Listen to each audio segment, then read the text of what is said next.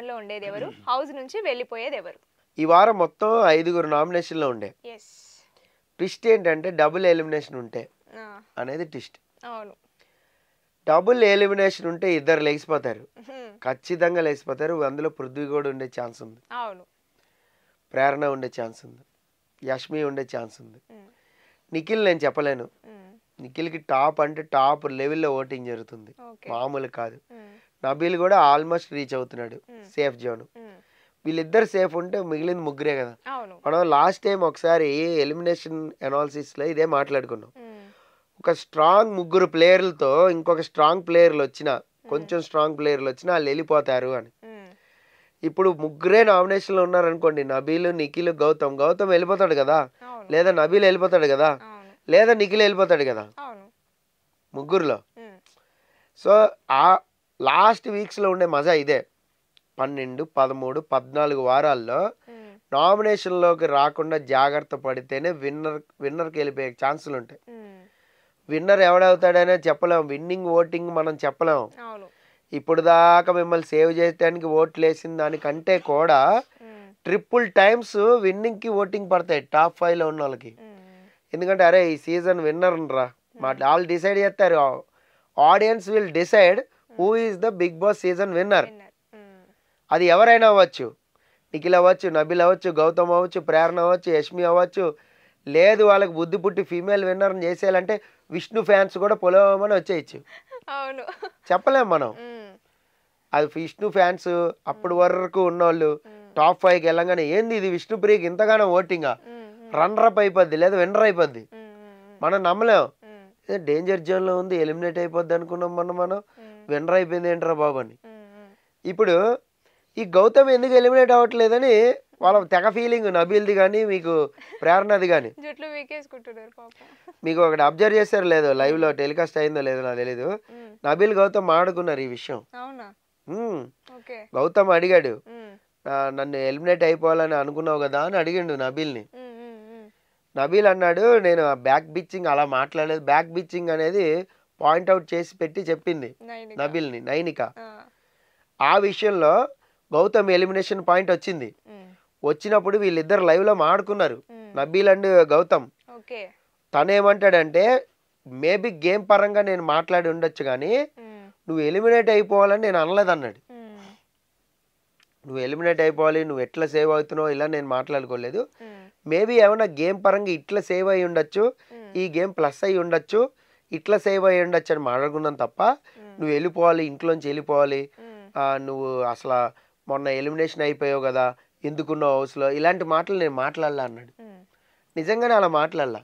ఎట్లా సేవ్ అవుతున్నాడని ప్రేరణ నబీల్ ఇద్దరు మాడుకున్నారు, బెడ్ మీద ఇంగిలా దుప్పటి ఇక్కడ వరకు కప్పుకుని మాడుకున్నారు. సో అట్లా గౌతమ్ ఎట్లా సేవ్ అవుతున్నాడు నాకు అర్థం కావట్లేదు. ఎలిమినేట్ అయిపోయాడు కదా మొన్న, ఎక్కడ నచ్చిందంటావు గేమ్ అంటే ఆయన ఒకటి చెప్పాడు, ఈ ఒక పాయింట్. ఆ కన్వర్జేషన్లో కూడా నబీల్ ఏం మాట్లాడలే పాపం, ప్రేరణ ఎక్కువసేపు మాట్లాడింది. అంటే 24/7 చూసిన వాళ్ళకి ఎవరు ఏం మాట్లాడుతున్నారు మొత్తం తెలుస్తుంది. పడుకోకుండా వాళ్ళు ఇదే పనిలో చూస్తారు. నిన్న అర్ధరాత్రి కూడా నిద్రపోకుండా అటు ఇటు గుసగుసలు ఏయో ఉంటాయి కదా, పీనట్స్ ఏయో ఉంటాయి కదా, అవి వేయించుకుని తిన్నారు కూడా. అంటే ఇంత డీటెయిలింగ్ చూస్తాడు రివ్యూవర్లు కానీ, బిగ్ బాస్ ఫాలో అయ్యే వాళ్ళు కానీ. వాట్ ఎవర్ టాస్క్ అయిపోయిన తర్వాత సంగతి చెప్తున్నాను నేను. టీషర్ట్ టాస్క్ అయిపోయిన తర్వాత సంగతి, టీషర్ట్ టాస్క్ అయిపోయిన తర్వాత మెగా చీఫ్ ఆ టాస్క్ ఎలా ఉండొచ్చు, అది హౌస్ మేట్స్ మెజారిటీ ఉంటే ఎవరికి ఓట్లు వేస్తారు, ఈ క్యాల్కులేషన్లు కూడా జరిగినాయి. చాలా అంటే చాలా జరిగినాయి. ఇక్కడ మన పాయింట్ ఏంటంటే మెయిన్ నిఖిల్ది. సో ఇక్కడ నబీల్ పాయింట్ ఆఫ్ వ్యూలో నిఖిల్ గ్రూప్ డిస్బాండిల్ అయిపోయిందని ఏదైతే మాట్లాడుకున్నాడో అదంతా కూడా ఏంటంటే ఇప్పుడు ఓటింగ్ మీద ఇంపాక్ట్ కలుగుతుంది అది. సో నబీల్ కానీ మన నిఖిల్కి కానీ మధ్యలో ఇద్దరు నామినేషన్లో ఉన్నారు కాబట్టి ఓటింగ్ ఇంపాక్ట్ అనేది ఉంటుంది అది. ఇప్పుడు గౌతమ్ కూడా వాష్రూమ్లోకి వచ్చి 2-3 ఎలిగేషన్స్, సో వాళ్ళంతా మదర్ వచ్చి చెప్పంగానే నాతో మంచిగా నటిస్తున్నాడు అని అదని ఛాన్స్ దొరికినప్పుడల్లా కెమెరాకి చెప్పేస్తున్నారు, డంప్ చేసేస్తున్నారు. సో ఈ డంప్ చేయడం ఓటింగ్ మీద ప్రభావం చూపిస్తుంది.